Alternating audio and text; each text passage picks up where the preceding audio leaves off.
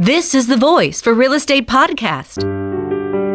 Whether you're buying a home, building a home, or designing a home, you'll meet the local experts who can provide all the information you need in every episode of Voice for Real Estate. And be sure to subscribe, share, and comment so you don't miss a single episode of Voice for Real Estate. Here we are for another Voice for Real Estate, and I am honored to have with us here prestige attorney. Can I call you prestigious, Lenny? Sure, yeah. I don't get it a lot.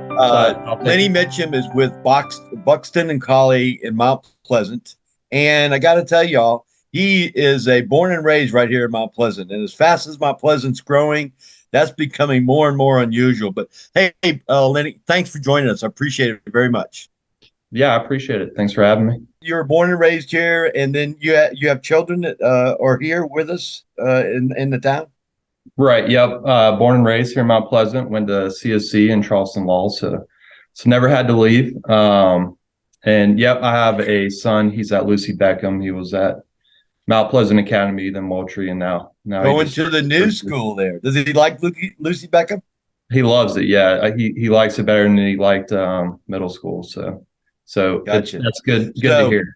Let's get into this closing, because you do a lot of closings, and you really have a well-rounded education law that I want to get into. But in the closing process, I know nowadays you deal with a lot of people that are from out of state, right? I mean, a lot of the closings deal with people from other states. How does the closings in South Carolina vary, say, from New York or California even?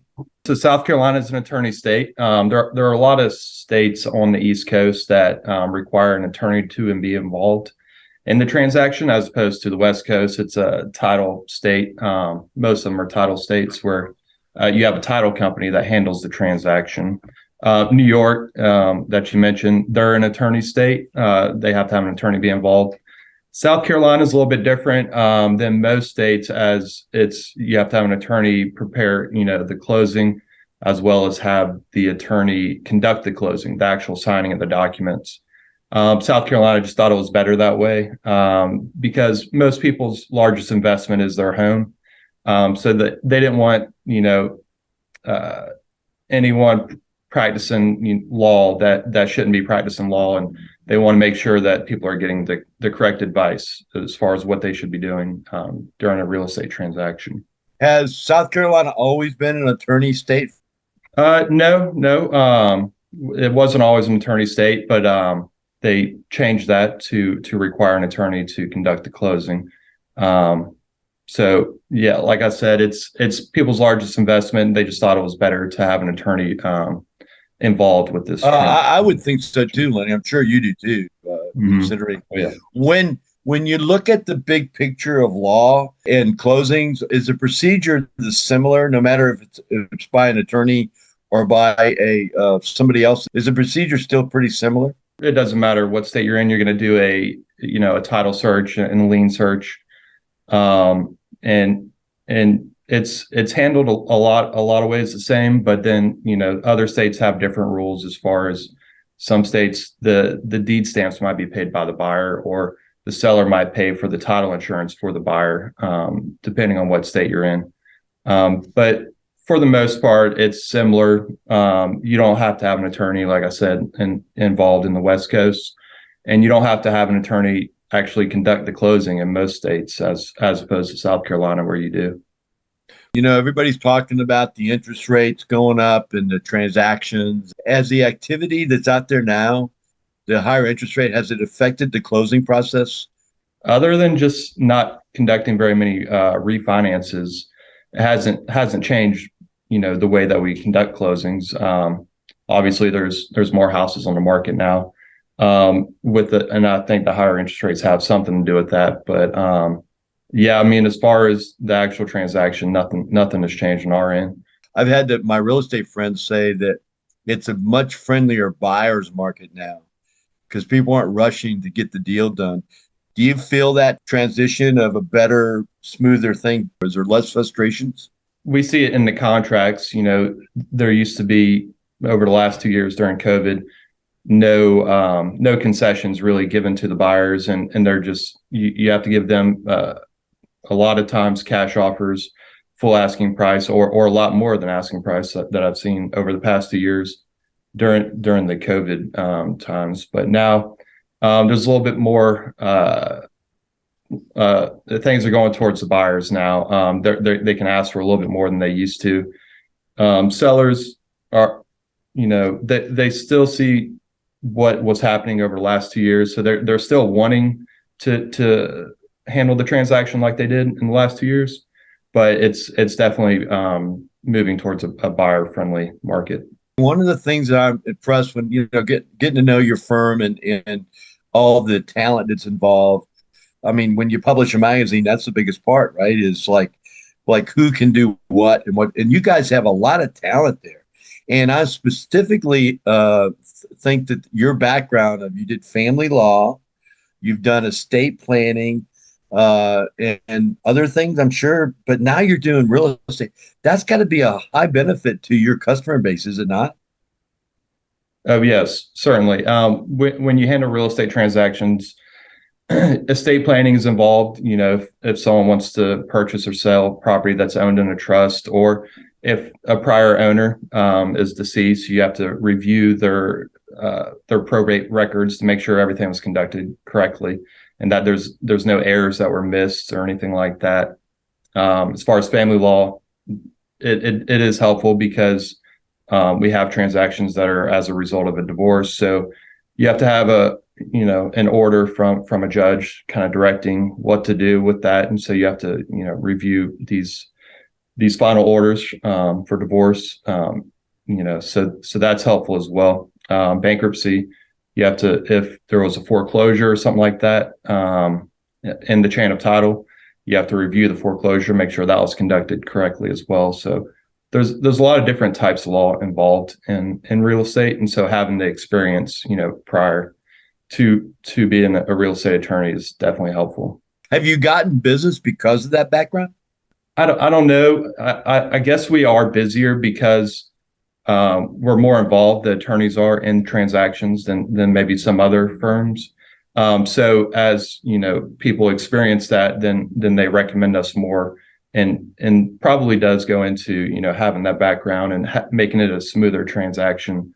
Helps people, and they would recommend us, to agents might recommend us, or lenders might recommend us to other agents or lenders. So yeah, I would say that it helps. I know that your firm does business closings and mergers and things like that, and you do a lot of commercial real estate transactions too.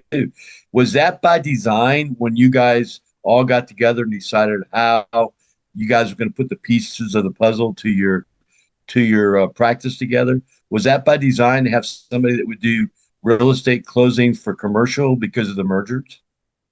Yeah, those kind of go hand in hand. If someone's buying or selling a business, typically they'll own the dirt underneath it. So we have a corporate team that handles, the actual mergers, acquisitions type of things.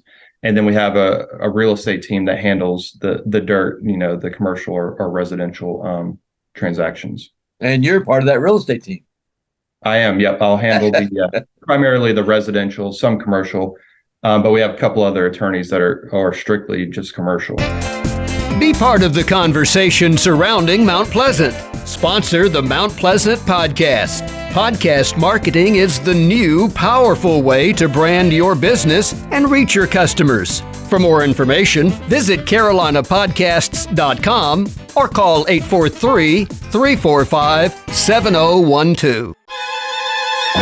You're listening to the Voice for Real Estate podcast, a conversation about coastal Carolina real estate. I think when the closings happen, especially with real estate, that the 4% and 6% taxes really comes into play, and you're in a position to advise people. Could you expand on what I'm yakking about here? Not every state has this, but South Carolina, you have a lower tax rate for primary residence. All property in South Carolina is taxed at a 6% rate. If it's your primary residence, you get a lower tax rate. It's called a 4% tax rate. It's not a straight 4% because there's other tax incentives involved on a primary residence. But it's a big difference. It's about a third of what you would pay if it wasn't your primary residence. So if you have $1 million house, In South Carolina, in Charleston County, it'd probably be about $3,500 for taxes at a primary residence. But if it wasn't, it would probably be around 11,000, or maybe more than that, actually. But yeah, it's a big difference. So all commercial properties are 6%. The higher tax rate, second homes, investment properties, and it's in Charleston County is a little bit lower than Dorchester or Berkeley. So their tax rates are just different by county. But if you were to buy in Charleston, about $3,500 for $1 million house every year. People from up north of us just love that. I mean, that taxes is, even though they're higher, 2% higher, or 30% higher than a primary resident, it still is far lower than it would be in northern Texas, correct? It is, yep. Even at the 6% rate, it's still typically lower than a lot of other states, even at the higher tax rate. So, like if you're in New Jersey and you bought $1 million house, you might be paying $25,000 a year for your taxes on your primary home. So that's a mortgage payment to a lot of people. That savings in taxes every year. Has there been a difference in transactions that you've done 10 years ago versus transactions now because of the growth? Right. I mean, the volume definitely has increased, and there's a lot more people moving here from other states. So where, things are different from where they were coming from.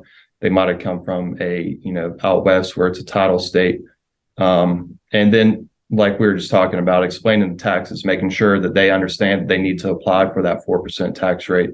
Get your address changed on your license, vehicle registration, voter registration, a few other documents. But yeah, that's a big thing that you might not know when you're coming from another state.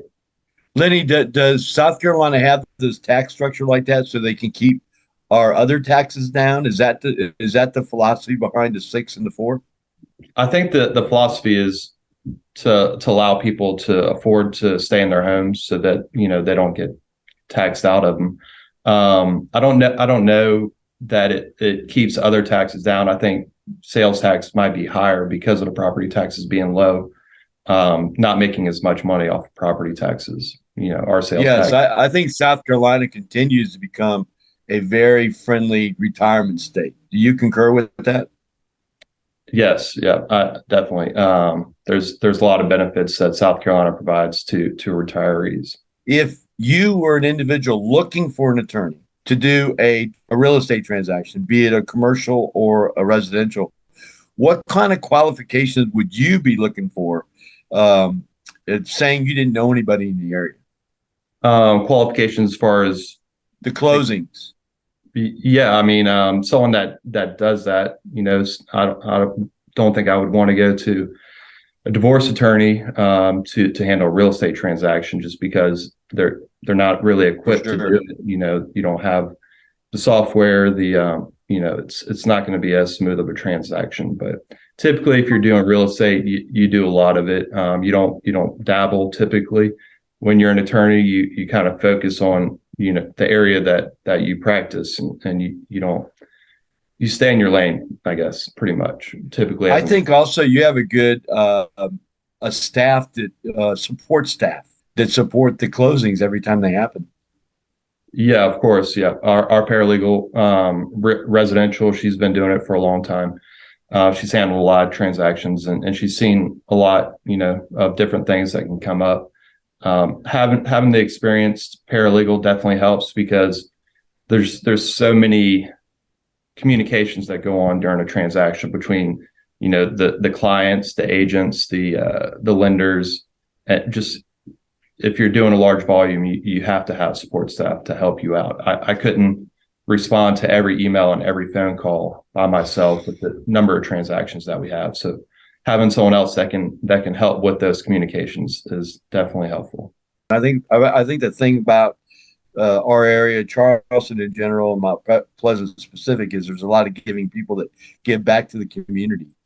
The Cinderella Project. Can you tell us about what the Cinderella Project is? Yeah, that's one of the community involvement things that we do here at the firm. It's the Cinderella Project is something that we do that it provides younger ladies with dresses that they can go to prom or school events in. So we'll have a donation period where people will drop off dresses and we'll put them in our storage area. And after the end of the donation period, we'll give those over to the Cinderella Project so they can pass those out to young ladies that need dresses for things like the prom. And you guys do, Lenny, you guys do Toys for Tot too? Is that what I heard you say? We do. Yep. We do Toys for Tots. There's a few other things like the blood drive. We'll do that every 2 months. We'll have the blood drive. The Blood Connection, I believe, is who comes every 2 months, and they'll bring their truck, their blood truck. And then everyone here at the firm donates, and friends and family, and sometimes even people just driving by and they see it out front. Most of the attorneys there at the law firm from Mount Pleasant? No, I don't know if there are any attorneys. We have a paralegal that's definitely from Mount Pleasant, but Jim, he's from James Island. Brian, he's from Somerville. So they're all Trustonians. A lot of them are, yeah. There's only a couple that aren't from South Carolina. You done closings for up in Pawleys Island or outside of the Charleston area? Sure. Yep. Yeah. We'll do transactions pretty much all over the state. It's more common, I guess, for us to do more commercial transactions all over the state. But we'll definitely do, residential as well. Like I have a couple coming up, one in Greenville, one in the Myrtle Beach area. So we can handle any transactions as long as they're in South Carolina. Last year, the Pawleys Island *1 house that was sold, I don't remember the number of it, but it was in the millions for sure, was sold by Ravenel and Associates, Sotheby's, in Charleston. So I found that to be interesting. So there's a lot of synergy around the coast for not only real estate transactions, but also real estate sales, which I found fascinating. Yeah, I didn't know that was that they handled that, but yeah, I mean, we, as long as you're an attorney and you're practicing in the state that you're licensed to practice, we can do it anywhere in the state. Lenny, I appreciate you being here on Voice for Real Estate. I hope you enjoyed it, and I hope more importantly, I hope our information helps people that are moving here and want to know more about the transaction. Thanks very much, Lenny. I appreciate your time, man. Yeah, I appreciate it too. Thanks for watching Voice for Real Estate, where you meet local experts who provide timely information in every episode. Be sure to subscribe, share, and comment. Find Voice for Real Estate online at voiceforrealestate.com.